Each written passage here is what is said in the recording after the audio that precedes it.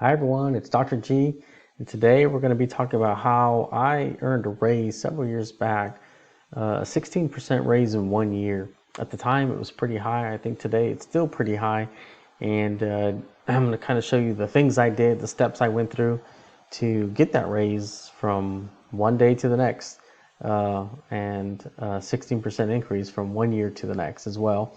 Still in the IT career, and just kind of moved along a plan. And so I'll kind of discuss what that plan is with you as we go along. So before we get too deep, certainly give us a like and hit the subscribe button. That way you can be alerted to all of the videos coming out. Also, be sure to comment below. Tell us what you like, what you don't like, what you want to hear more of, especially. That way we can provide the right content to help guide you through your journey in IT. So lastly, be sure to join the village, or calling the IT village, because it takes a village to move your career along in IT. It always helps to have good leadership on your side who can help you along the way. So to kind of find those leaders, people like you, get some good peer-to-peer interaction, you can also click down below in the IT Village link, and there you can join free a bunch of other individuals like yourself, myself. We're just getting it off the ground if you're looking at this for the first time. And if you don't want to ask questions here, you can certainly ask them over there and get some great peer-to-peer interaction. So off we go with this idea that you can earn a pretty substantial raise in 1 year. So this was a combination of a couple factors, what I'll say external and internal, meaning things that I didn't control or couldn't control, and things that I was able to control. So it took a bit of both, and I was really surprised when it happened, but it was a culmination of a lot of work from the past, and really just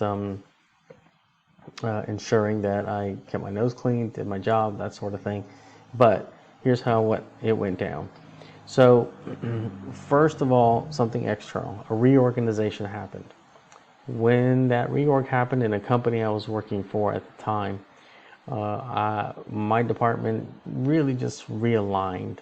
I somewhat stayed in the same department, but I got a new manager as opposed to the reorg, as well as new duties, new everything, new title, but it wasn't too different. So what specifically?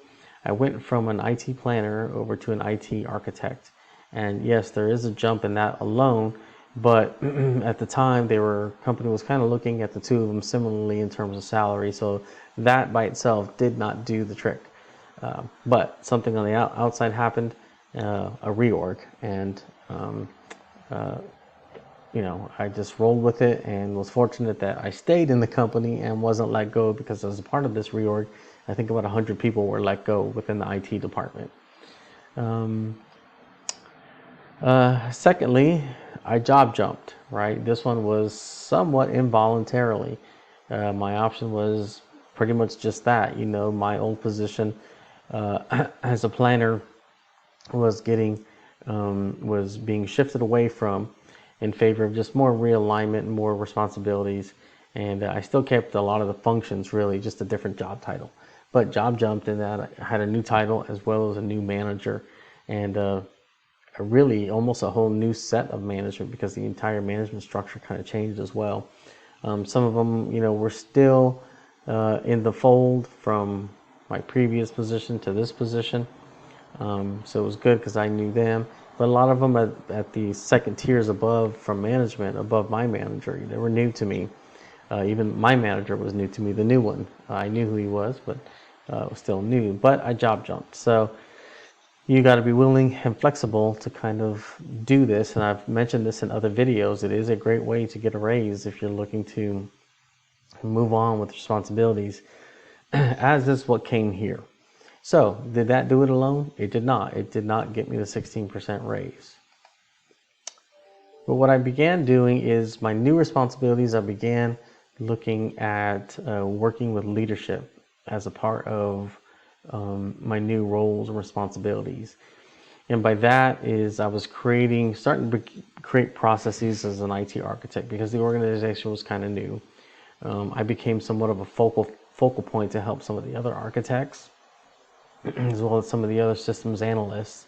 And even doing things like customer satisfaction surveys about how we're working as a new organization over time, helped, because it meant I had to communicate with management in terms of how we're functioning, how we're doing.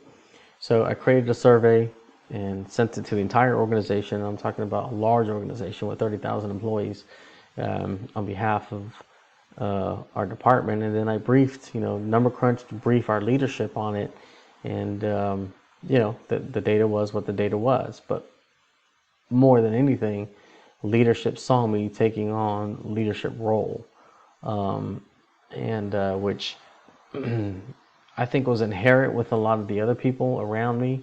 This specific one just happened to really put me a bit in the limelight, so to speak, for a short while. But more than anything, I got to perform with leadership, collaborate with them along the ways about building this new organization, this new department, and that was really helpful. But did that do it alone? It did not. So the final thing, the thing that really pushed me, about 9 months into the reorg, 9 months into my position, I decided that it was time to test for, in my case, certification in PMP. I already had a lot of technical certifications, but I also wanted to show I could do the managerial side, hence working with leadership. So I had been studying for the PMP, the Project Management Professional, for quite some time. And about 9 months into this new position, once I understood my role, still being technical, I decided it was time to take the certification. I passed, and as a result, it probably for the first time in my career, we had an impromptu stand-up meeting. Again, this is a really large organization, where my manager, actually my senior vice president, handed me my plaque. Once I got certified, I did pass, thank goodness, and did so in front of the entire team. And we know that public recognition is one of the motivators for everybody who works at any company. It's an extrinsic view to show your peers that you're doing well, right? It's not all about the money, etc. Did that do it alone? It did not, but the combination of these four things, especially the last two here about working with leadership more and then showing that, hey, I can just do it, work with leadership, work in a managerial role, make decisions, even with not a lot of data, but also be willing to go get certified in it as well. Those two things really pushed the envelope to show my manager, my direct manager, that hey, he's done everything he can in this new role, and in the year he's pretty much aced it. And so something that can be a bit daunting as a reorg, and you don't know what's coming, right? You don't know what's going to happen. You don't really know your manager. You're learning to work together. He recognized what I was working toward and accomplishing, even though I wasn't necessarily attempting to gun for a specific raise of any amount.